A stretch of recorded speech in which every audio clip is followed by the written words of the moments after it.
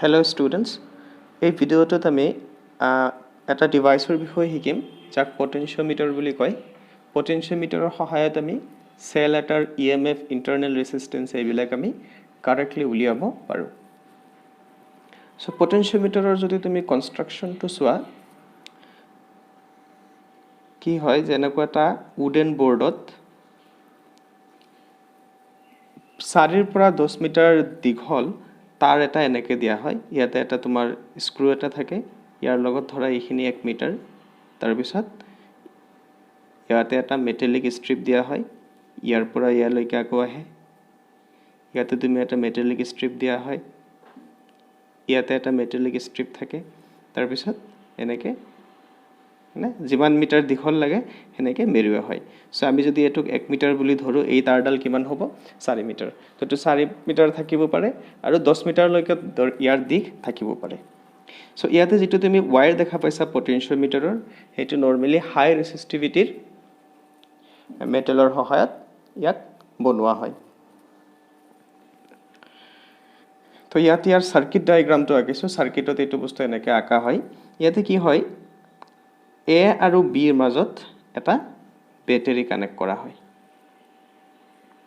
আৰু এই বেটাৰিটোৱে কি কৰে পটেনশিওমিটাৰ ওয়্যাৰৰ মাজেদি এটা কনস্ট্যান্ট কাৰেন্ট ফ্লো কৰাই থাকে হল ইয়াতে A B যেটো দেখা পাইছে এখিনি পটেনশিওমিটাৰ ওয়্যাৰ এই বস্তুটো ইয়াতে এনেকৈ আঁকা হৈছে আৰু এই বেটাৰিটো যেটো দেখা পাইছা এটো ড্ৰাইভিং সেল বুলি কয় ড্ৰাইভিং সেলৰ কাম কি হল যে পটেনশিওমিটাৰৰ মাজেদি এটা কনস্ট্যান্ট কাৰেন্ট ফ্লো কৰাই থকা যদি কনস্ট্যান্ট কাৰেন্ট এটা ইয়াৰ মাজেদি ফ্লো হৈ থাকে তেনেহলে কি হ'ব সোৱা এই পটেনশিওমিটাৰ ওয়্যাৰৰ আমি যি কোনো দুটা পয়েন্ট যদি কনসিডাৰ কৰো আৰু ইহতৰ মাজৰ যদি লেংথ L হয় তেনেহলে এই পয়েন্ট আৰু এই পয়েন্ট নাম দিও আমি যদি এক A1 বুলি কও এটুক A2 বুলি কও তেনেহলে A1 আৰু A2 ৰ মাজৰ পটেনশিয়াল ডিফাৰেন্স কিমান হ'ব সোৱা আমি potential difference is equal to Ohm's law পৰা কি জানো I * R আকৌ R মানে কি হয় R মানে হয় rho L/A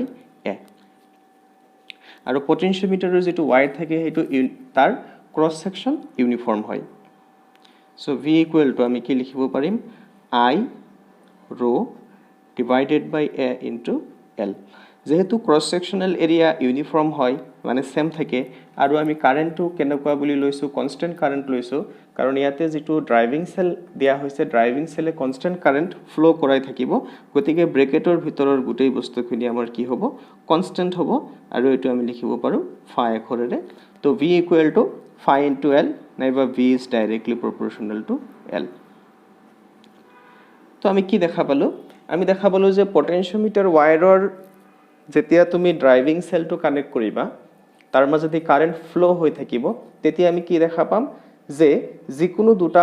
পয়েন্টৰ মাজৰ পটেনশিয়াল ডিফাৰেন্স কি হ'ব সেই পয়েন্ট দুটাৰ মাজৰ যেটো লেংথ আছে সেই লেংথৰ ডাইৰেক্টলি প্ৰপৰশনাল হ'ব এতিয়া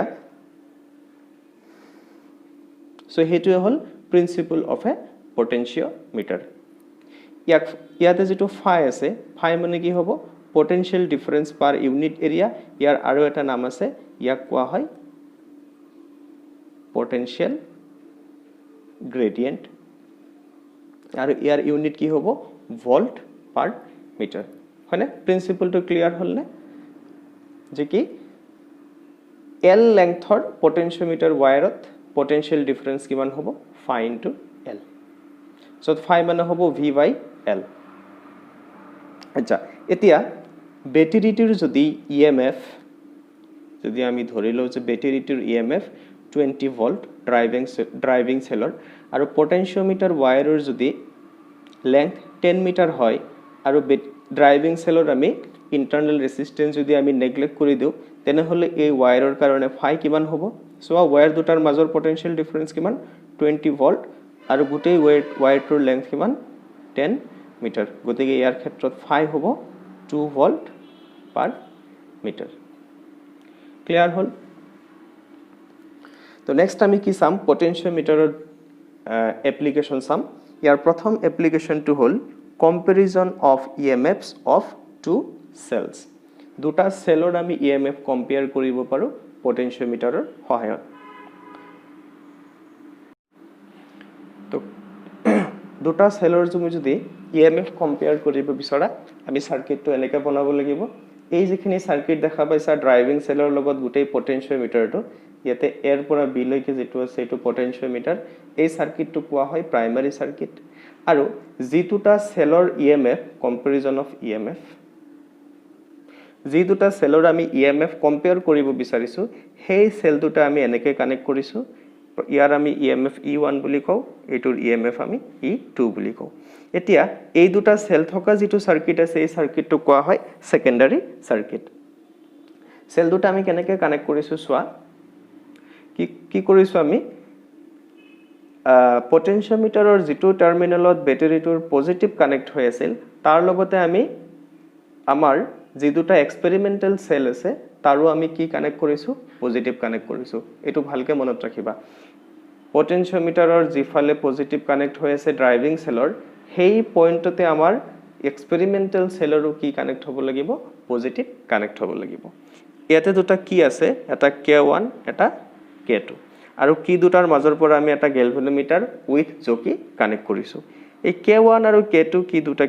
কেনেকৈ কাম কৰিব সোৱা যদি আমি K1 কিটো ক্লোজ কৰি দিও আৰু K2 কিটো ওপেন কৰি দিও তেতিয়া সাৰ্কিটত অকল ওপৰৰ সেলটো আহিব আনহাতে আমি যদি K2 ক্লোজ কৰি দিও আৰু K1 ওপেন কৰি দিও তেতিয়া সাৰ্কিটত অকল E2 সেল আহিব ফাইন সো আমি প্ৰথমতে কি কৰিম K1 আমি ক্লোজ কৰিছো আৰু K2 ওপেন ৰাখিছো সো K2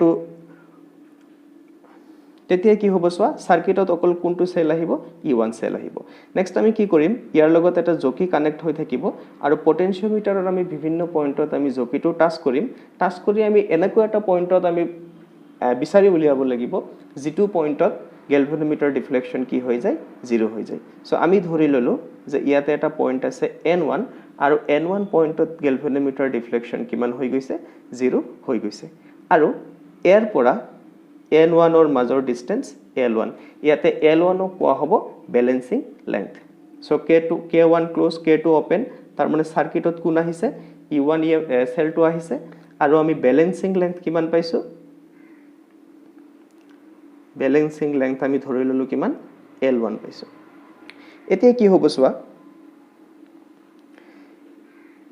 যেহেতু গেলভানোমিটাৰ ডিফ্লেকশন 0 দেখুৱাইছে আৰু তলৰ সেলটো কিন্তু এতিয়া সাৰ্কিটত আহা নাই যেহেতু K2 ওপেন হৈ আছে তো আমাৰ সেকেন্ডাৰী সাৰ্কিটটো কি হ'ব এৰ পৰা এনেকৈ আহি এনেকৈ K1 লৈকে আহি গেলভানোমিটাৰ হৈ N1 লৈকে আহিছে সো গোটেই সেকেন্ডাৰী সাৰ্কিটত কিন্তু আমাৰ কাৰেন্ট নাই কেনেকৈ গম পাইছো বিকজ গেলভানোমিটাৰে কোনো ডিফ্লেকশন দেখুৱা নাই এতিয়া আমি যদি সেকেন্ডাৰী সাৰ্কিটটোত কিৰচফছ ভোল্টেজ ল এপ্লাই কৰো তেতিয়া কি হ'ব so we want two apply KVL to the secondary circuit. Secondary circuit to ki hobo soa A E1 K1 G N1 A. তুমি এনেকৈ নাম দিব পাৰা A E1 K1 G N1 A. এই লুপটো যদি আমি কিৰচফছ ল এপ্লাই কৰো কি হ'ব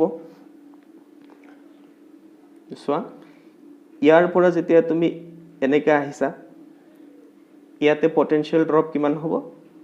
E1 ৰ সমান হ'ব মাইনাস কাৰণ পজিটিভৰ পৰা নেগেটিভত গৈছা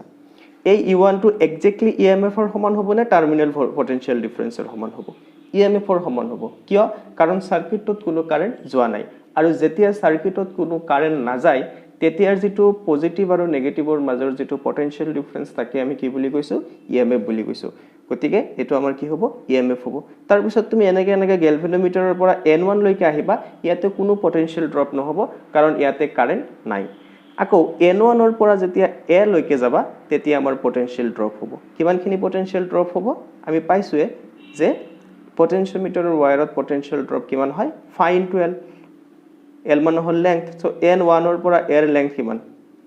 L1 গতিকে এটো পইণ্ট আৰু এটো পইণ্টৰ মাজৰ পটেনশিয়াল ডিফাৰেন্স কি হ'ব phi into L1 লগতে ইয়াতে হায়াৰ পটেনশিয়াল কোনটো লোৱাৰ পটেনশিয়াল কোনটো যেহেতু পটেনশিওমিটাৰৰ মাজেদি কাৰেন্ট এনেকে গৈ আছে এই পইণ্টটো হায়াৰ পটেনশিয়াল হ'ব এই পইণ্টটো লোৱাৰ পটেনশিয়াল হ'ব because current always flows from higher to lower potential তেনেহলে ইয়াৰ পৰা ইয়ালৈকে আহোতে আমাৰ পটেনশিয়াল কমিছে নে বাঢ়িছে কমৰ পৰা বেছিত আহিছে গতিকে পটেনশিয়াল বাঢ়িছে তো প্লাস কিমান হ'ব পটেনশিয়াল বাঢ়িব কিমানখিনি পটেনশিয়াল বাঢ়িব phi into L1 আকৌ আমি এ পইণ্টত আহিছো গতিকে 0 হৈ যাব সো ইয়াৰ পৰা E1 ইকুৱেল টু কিমান লিখিবা phi into L1 নেক্সট কি কৰা নেক্সট তুমি K1 ওপেন কৰি দিয়া আৰু K2 ক্লোজ কৰি দিয়া কৰাৰ লগে লগে সোৱা সাৰ্কিটত তেতি আমাৰ E2 সেল আহি যাব আৰু E1 টো ডিসকানেক্ট হৈ যাব এবাৰ আমি ধৰি লৈছো যে আমি বেলেগ এটা পইণ্টত আমি ব্যালেন্সিং লেংথ পাইছো আৰু এৰ পৰা এই পইণ্টৰ মাজৰ ডিসটেন্স কিমান L2 তেনেহলে ওপৰৰ প্ৰসিডিউৰত কৰি গলে আমি কি লিখিব পাৰিম phi 2 is equal to phi into L2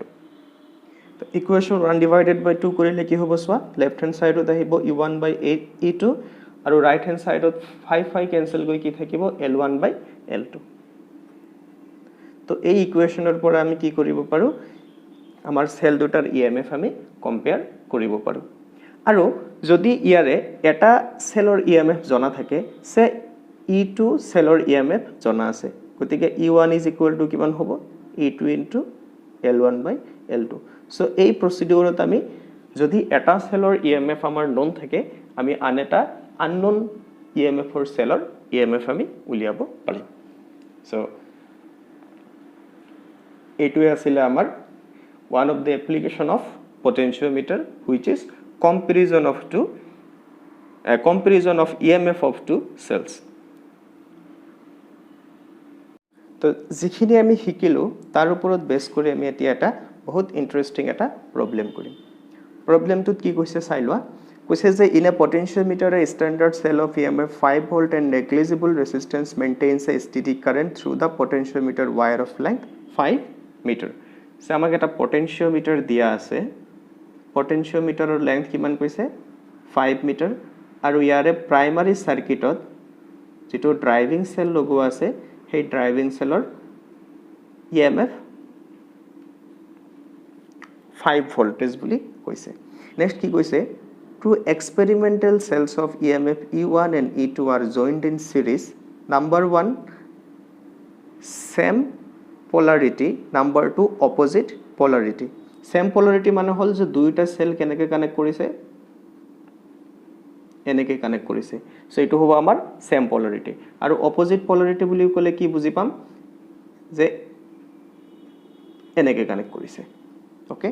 তো সেম polarity যেতিয়া কানেক্ট কৰিছে তেতিয়া কি হৈছে the combination is connected through a galvanometer and a jockey to the potentiometer the balancing lengths of the two cells are found to be 350 cm and 50 cm respectively তাৰ পিছত কি কৈছে find the value of the EMFs of two cells okay আমি এটাকে চাও প্ৰথমতে যেতিয়া same polarityত connect কৰিছে তেতিয়া ধৰা ব্যালেন্সিং লেংথ পোৱা গৈছে এইটো পইণ্টত আৰু ইয়াৰ পৰা N1 ৰ মাজৰ ডিসটেন্স কিমান দিয়া আছে 350 cm নেক্সট যেতিয়া অপোজিট পোলাৰিটিত কানেক্ট কৰিছে তেতিয়া ধৰা ইয়াতে আমি ব্যালেন্সিং লেংথ পাইছো আৰু লেংথটো দিয়া আছে কিমান 50 cm ওকে তো প্ৰবলেমটো আমি সলভ কৰো সো প্ৰবলেমটো সলভ কৰাৰ কাৰণে প্ৰথমতে আমি phi উলিয়াই লব লাগিব সো phi মানে কি হয় v by l v ইয়াত কিমান দিয়া আছে 5 ভোল্টেজ লেংথ কিমান দিয়া আছে 5 মিটাৰ যেহেতু বাকি কেটা ৰিডিং সেন্টিমিটাৰত আছে আমি এটো সেন্টিমিটাৰত লিখো তো লিখিলে কিমান আহিব 1 divided by 100 volt per centimeter তাৰ পিছত যেতিয়া ব্যাটাৰি দুটা সেম পোলাৰিটিত কানেক্ট কৰে তেতিয়া ইয়াতে গুটেই EMF কিমান হৈ যায় E1 plus E2 আৰু আমি অকমান আগতে পাইছো যে যেতিয়া আমাৰ ব্যালেন্সিং লেংথ আৰু ইটো সাৰ্কিটত সেকেন্ডাৰি সাৰ্কিটত থকা টোটাল ইএমএফ এৰ মাজত ৰিলেশন কি আছিল আমাৰ এটো রিলেশন আছিল মনত আছে না E = phi into L ইয়াতে ইৰ জায়গাত কি আহিব যেহেতু সেম পোলাৰিটিত কানেক্ট হৈছে E1 plus E2 is equal to কিমান হ'ব phi into L1 আৰু L1 আমাৰ কিমান দিয়া আছে 350 cm সো এটো হৈ যাব E1 plus E2 phi মানে হল 1/100 L1 মানে হল 350 so এটো আহিব 3.5 সে ইকুয়েশন নাম্বার 1 নেক্সট যেতিয়া সেল দুটা তুমি অপোজিট পোলাৰিটিত কানেক্ট কৰা তেতিয়া ইয়াতে টোটাল ইএমএফ কিমান আহি যাব E1 - E2 জানাই অপোজিট পোলাৰিটিত টোটাল ইএমএফ কি হয় সিৰিজ কানেকশনত কম্বিনেশন অফ সেলছত পৰিছিলো এটাৰ পৰা আনটোৰ ইএমএফ মাইনাস হয় এবাৰ phi into L2 হ'ব আৰু L2 ৰ ভ্যালু কিমান 50 cm phi মানে হল 1/100 ওপৰত কিমান আহিব 50 cm 0 0 cancel 5/10 মানে 0.5 this is equation 2 এতিয়া এই দুটো ইকুয়েশন ইজিলি সলভ কৰিব পাৰিবা প্ৰথমতে 1 + 2 কৰি দিয়া 1 + 2 কৰি দিলে e2 কেনসেল যাব 2e1 হ'ব আৰু ইয়াতে আহিব 3.5 + 0.5 তাৰ মানে 4 ইয়াৰ পৰা e1 ৰ ভ্যালু কিমান আহিব 4/2 2 ভোল্টেজ আৰু ইকুয়েশন 1 ৰ পৰা ইকুয়েশন 2 যদি মাইনাস কৰি দিয়া e1 কেনসেল যাব 2e1 থাকিব 3.5 - 5 তাৰ মানে 3 হৈ যাব আৰু সৰি ইকুয়েশন 1 ৰ পৰা 2 মাইনাস কৰিলে কি হ'ব e1 কেনসেল যাব 2e1 থাকিব ইজ ইকুৱেল টু কিমান হ'ব 3.5 - 0.5 তাৰ মানে 3 ইয়াৰ পৰা e2 ৰ ভ্যালু কিমান আহিব 3/2 তাৰ মানে 1.5 ভোল্ট এই দুটাই হল আমাৰ আনসাৰ